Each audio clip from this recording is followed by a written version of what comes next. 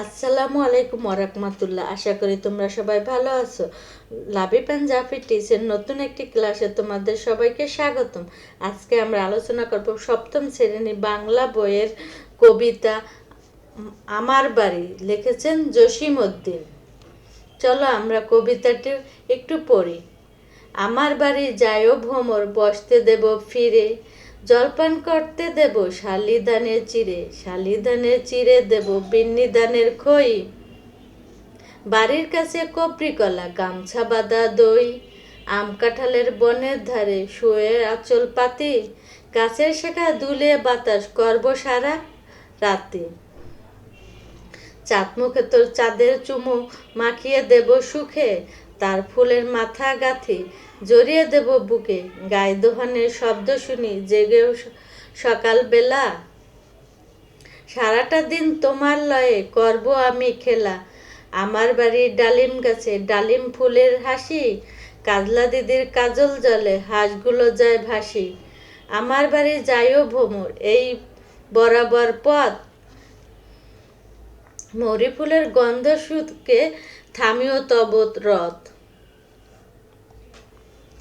শব্দার্থগুলো একটু পড়ি। ভ্রমর মানে মৌমাছি, শালিধান মানে এক প্রকার আমন ধান, বিন্নি ধান বাংলাদেশের আদি জাতের ধানগুলোর একটি, কপরি কলা স্বাদের জন্য বিখ্যাত এক প্রকার কলা, গামছা বাঁধা দই অধিক ঘনত্বের ফলে যে দই গামছা রাখালে রস গড়িয়ে পড়ে না, শুয়ে আঁচল পাতি মানে আঁচল পেতে শুয়ে থেকো, গায়ে দোহনের শব্দ মানে গাভীর দুধের দোহনের শব্দ, কাজলা দিদি মানে কাজলের মতো কালো জলের দিঘি।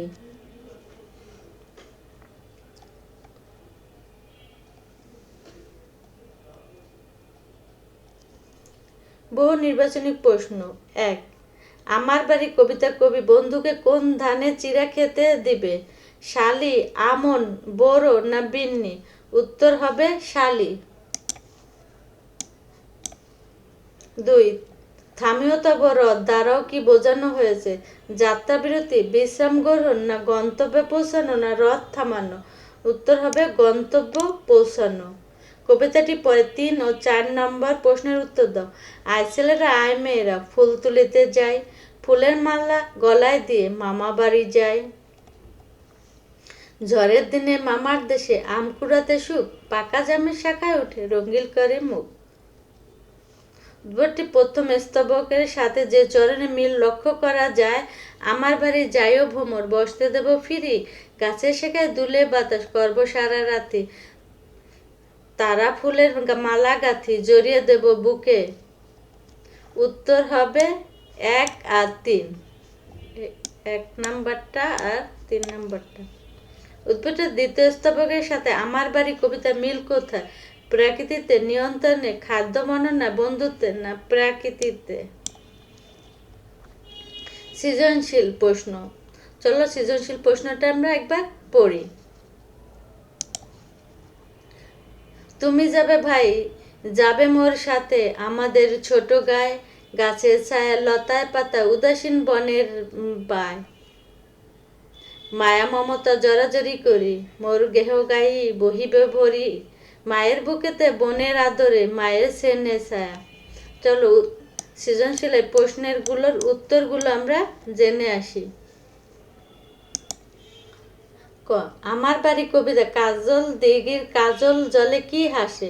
উত্তর, আমার বাড়ি কবিতা কাজল দিঘির কাজল জলে রাজহাঁসগুলো ভেসে ভেসে হাসে। আমার বাড়ি যায়ও ভ্রমর চরণটির দ্বারা কি বোঝানো হয়েছে? উত্তর, এই চরণটির মাধ্যমে কবিতার প্রিয় বন্ধু বা প্রিয়জনকে নিজের গ্রামের বাড়িতে আসার জন্য আন্তরিক আমন্ত্রণ জানিয়েছে। কবিতায় ভ্রমর শব্দটি বন্ধুর প্রাকৃতিক সম্বোধন হিসাবে এবং ব্যবহৃত হয়েছে। কবি তার বন্ধুকে গ্রামের প্রকৃতির সান্নিধ্য ও অকৃত্রিম আত্মীয়তার আপ্যায়ন করার ইচ্ছা ও প্রেমময় আহ্বান জানিয়েছেন। গ. উদ্দীপকটি আমার বাড়ি কবিতা যে ভাবের সাথে সাদৃশ্যপূর্ণ তা ব্যাখ্যা করো। উত্তর, উদ্দীপকটি আমার বাড়ি কবিতা প্রাকৃতিক প্রেম ও নিবিড় মায়ার ভাবের সাথে সাদৃশ্যপূর্ণ। আমার বাড়ি কবিতাটি কবি বন্ধুকে গ্রামের অকৃত্রিম প্রকৃতির রূপ, যেমন গাছের ছায়া, ফুলের গন্ধ এবং পাখির কলকাকলির মাঝে আমন্ত্রণ জানিয়েছেন। উদ্দীপকে আমরা দেখি কবি কাউকে তার ছোট গা যাওয়ার আহ্বান জানিয়েছেন। সেখানে গাছের ছায়া, লতা পাতা উদাসীন বনের বায়ে খেলা করে।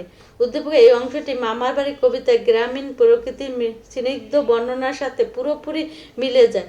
উভয় ক্ষেত্রে প্রকৃতির নিবিড় সান্নিধ্য ও মাটির মানুষের সহজ সরল ভালোবাসার প্রতিফলন ঘটে। গ ভাবগত সাদৃশ্য থাকলেও অতীতের দিক থেকে উদ্দীপকটি আমার বাড়ি কবিতা সমতুল্য নয়। মন্তব্যটি যথাযথ যাচাই করো। উত্তর: